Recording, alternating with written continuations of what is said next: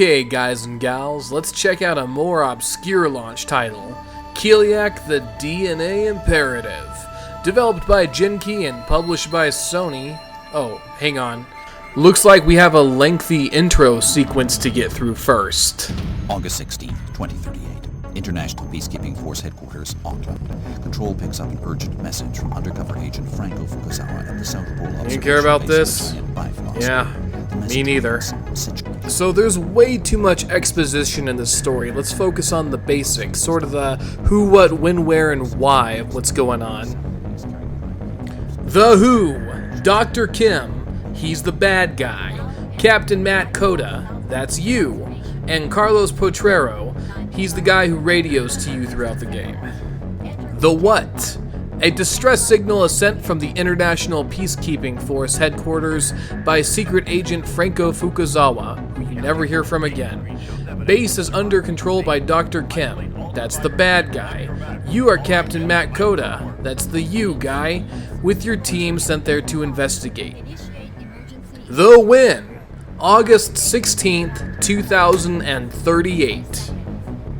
The Where, South Pole, Antarctica, in the B-Flows, I'm pretty sure I'm pronouncing that wrong, group's observation base. The How, the White Lightning team's helicopters are shot down, separating Matt Coda, that's you again, and the only other survivor, Carlos, forcing Coda to explore the South Base while Carlos radios in information. And the Why. Dr. Kim, again the bad guy, found a creature named Kileak, which was the first life form to have appeared on Earth, and essentially is the ancestor to all life on the planet.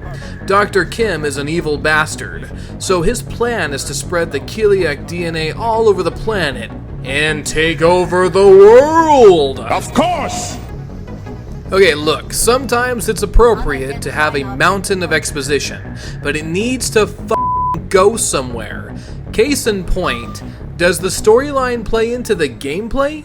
A game where you shoot at robots in first person and do absolutely nothing else?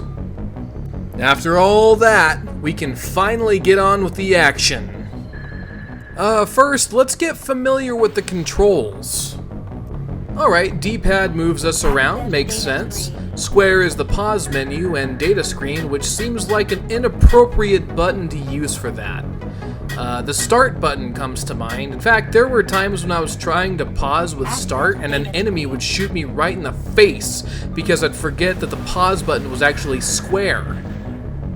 Pressing the X button cancels the current action. A lot of launch titles use circle to accept and X to decline. That's something else I'm not totally used to anymore. But I digress. Shoulder buttons move you side to side, circle fires your weapon, and triangle activates switches. On our display we have a map of the stage. It only shows where we have been, but it's actually pretty helpful because when you walk on a square tile, it highlights it with a different shade of green. On the bottom left we can see our character's shield. This is our life bar. When the shield hits 0, the game is over and we're dead. To the right of that is our battery life. Once again, we can't allow this to hit 0. To the right of that is our ammunition, which is pretty damn generous. Hey, I'm not complaining. I shoot like a goddamn stormtrooper. Message received. Then there's the crosshairs. Honestly, pretty useless since everything comes at you head on. When our character travels down hallways and near rooms, we hear a loud beeping noise, which informs us that there is an enemy nearby. I don't really know why this was added. Repair part. Repair part secure. I feel like the barrage of bullets would probably suffice as a hint. The enemies aren't difficult to destroy anyway, so what does it really even matter? It takes a lot to deplete our guy's health, and whenever you kill enemies, they drop miscellaneous items like shield repair, battery recharge, keys, ID cards, and computer chips.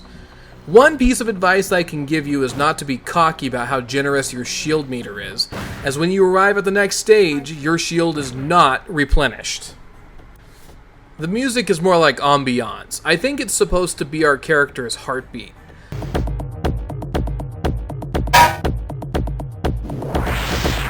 It's clearly there to build the tension, but, you know, it's kind of ruined by the constant bad guy alarm going. Alright, summary time. Kileak, the DNA imperative. Graphics are good, but very samey. Not much as far as change anywhere.